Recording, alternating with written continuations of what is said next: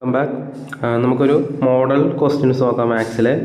അപ്പോൾ എല്ലാവരും ഡിവിഷണൽ അക്കൗണ്ടൻറ്റിനെ നല്ല രീതിയിൽ പഠിക്കുന്നുണ്ടെന്ന് വിശ്വസിക്കുന്നു. അപ്പോൾ നമുക്ക് ക്വസ്റ്റ്യൻസ് നോക്കാം.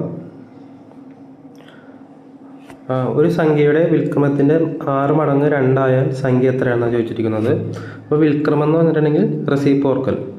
അപ്പോൾ ഒരു സംഖ്യ എക്സ് ആണെങ്കിൽ അതിൻ്റെ വിൽക്രമം എന്ന് പറഞ്ഞിട്ടുണ്ടെങ്കിൽ 1/x. അപ്പോൾ ഇവിടെ പറഞ്ഞിട്ടുള്ളത് ഒരു വിൽക്രമത്തിൻ്റെ 6 മടങ്ങ് 2 ആണെന്നാണ് പറഞ്ഞിട്ടുള്ളത്. അപ്പോൾ ഈ 1/xൻ്റെ 6 മടങ്ങ് ഇൻറ്റു 6 = 2 എന്നാണ് പറഞ്ഞിട്ടുള്ളത്. അപ്പോൾ ഇതെങ്ങനെ കണ്ടെത്തണമെന്ന് നോക്കാം. അപ്പോൾ ഇത് സോൾവ് ചെയ്താൽ മതി. അപ്പോൾ 6 = 2x എന്ന് കിട്ടും. x = 6/2. അപ്പോൾ ആൻസർ 3. അപ്പോൾ ആൻസർ 3 ആണ് ആൻസർ. എക്സിൻ്റെ വില എന്തായാൽ 1/xൻ്റെ വില 1 ആകും. അത് സിമ്പിൾ ക്വസ്റ്റ്യൻ ആണ്. 1/x = 1 കിട്ടണം. അപ്പോൾ ഇത് കിട്ടാൻ വേണ്ടി നമുക്കറിയാം 1/1 ചെയ്താൽ 1 കിട്ടും. അപ്പോൾ x = 1 ആണ് ആൻസർ. പിന്നെ ഒരു സംഖ്യയിൽ നിന്നും 1 കുറച്ചതിൻ്റെ വർഗ്ഗമൂലം 21 ആയാൽ സംഖ്യ ഏത്? അപ്പോൾ ഒരു സംഖ്യയിൽ നിന്ന് 1 കുറച്ചു, അപ്പോൾ അതിൻ്റെ സ്ക്വയർ റൂട്ട് 21 കിട്ടി. അപ്പോൾ സ്ക്വയർ റൂട്ട് 21 കിട്ടി. അപ്പോൾ ഇതിൻ്റെ ഏത് സംഖ്യ? അപ്പോൾ 21ൻ്റെ സ്ക്വയർ കാണണം. അപ്പോൾ 21ൻ്റെ സ്ക്വയർ റൂട്ട് കണ്ടെത്താൻ നേരത്ത് 441 ആണ് 21ൻ്റെ സ്ക്വയർ റൂട്ട്. അപ്പോൾ ഇതിനോട് 1 കുറച്ചെന്നാണ് പറഞ്ഞിട്ടുള്ളത്. അപ്പോൾ ആൻസറിൽ 441 ഉണ്ട്. പക്ഷേ നമ്മൾ ക്വസ്റ്റ്യൻ ശ്രദ്ധിക്കണം. ഒരു സംഖ്യയിൽ നിന്ന് 1 കുറച്ചതിൻ്റെ വർഗ്ഗമൂലം 21 ആണ്. അപ്പോൾ 441 നിന്ന് 1 കുറക്കാൻ നേരത്തെ ഇപ്പോൾ ഇവിടെ പ്ലസ് ചെയ്യണം. അപ്പോൾ 442 എന്ന് 1 കുറക്കുമ്പോൾ 441. ഇതിൻ്റെ സ്ക്വയർ റൂട്ട് 21. അപ്പോൾ ആൻസർ ഡി ആണ്, 442 ആണ് ആൻസർ. അപ്പോൾ അത് ശ്രദ്ധിക്കണം.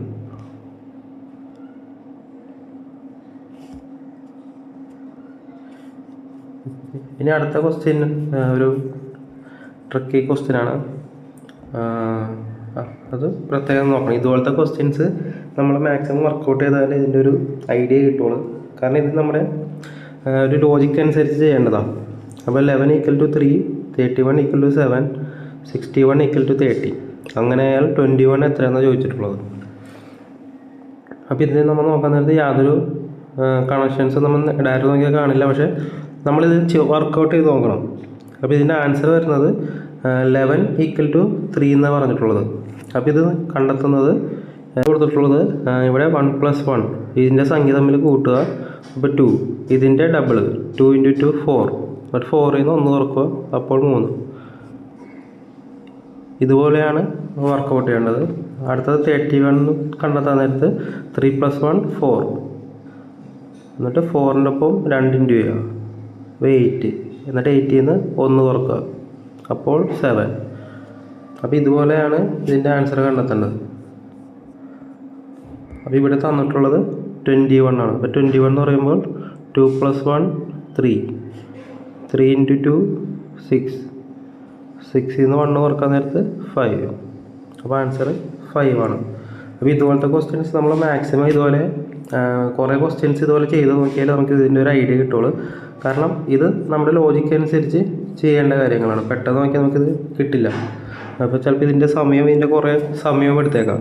അപ്പോൾ പരീക്ഷയിൽ ഇതുപോലത്തെ ക്വസ്റ്റ്യനൊക്കെ വരുന്നതാണെങ്കിൽ ലാസ്റ്റ് ചെയ്താൽ മതി. കാരണം ഇത് വെറുതെ ടൈം കൺസ്യൂമിംഗ് ആണ്. ഇതിൻ്റെ ഒരു കണക്ഷൻസ് കണ്ടെത്താൻ നമുക്ക് കുറച്ചധികം സമയം എടുക്കും. അടുത്തതാണ് 6ൻ്റെ സംഖ്യകളുള്ള ഘടകങ്ങളുടെ തുക. അപ്പോൾ ഫാക്ടേഴ്സിൻ്റെ ചോദിച്ചു. അപ്പോൾ 6ൻ്റെ ഫാക്ടർ നോക്കുക. ഫസ്റ്റ് 2, പിന്നെ 3, പിന്നെ 1.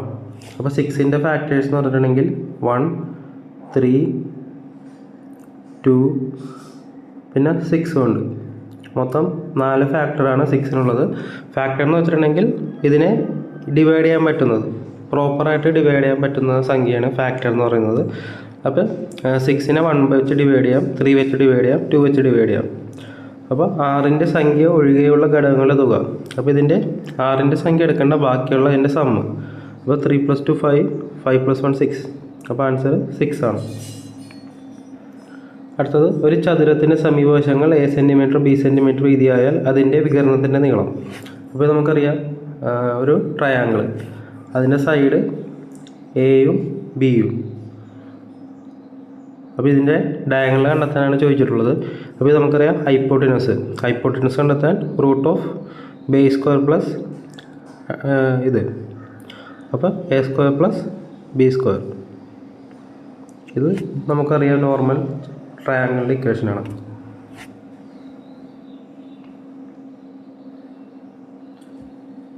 അടുത്ത് ചോദിച്ചിട്ടുള്ളത് ഏതാണ് കൂട്ടത്തിൽ ചേരാത്ത സംഖ്യ. അപ്പോൾ ഇത് നമ്മൾ നേരത്തെ കണ്ട പോലത്തെ ഒരു സംഖ്യയാണ്. ഇതിൻ്റെ റിലേഷൻസ് കണ്ടെത്തണം.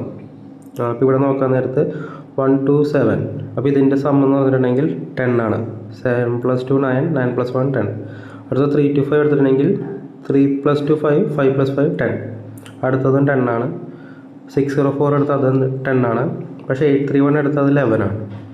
അപ്പോൾ 831 ആണ് ഓഡ്. അപ്പോൾ ഇതുപോലത്തെ ക്വസ്റ്റ്യൻസൊക്കെ നമ്മളിങ്ങനെ മാക്സിമം ചെയ്ത് നോക്കിയാലേ അതിൻ്റെ ഉത്തരം കണ്ടെത്താൻ പറ്റുള്ളൂ. അടുത്തത് അരുണിൻ്റെ പ്രായം 10 വർഷം മുമ്പ് 10 വയസ്സായിരുന്നു. ഇനി 10 വർഷം കഴിയുമ്പോൾ അയാളുടെ പ്രായം എന്തായിരിക്കും?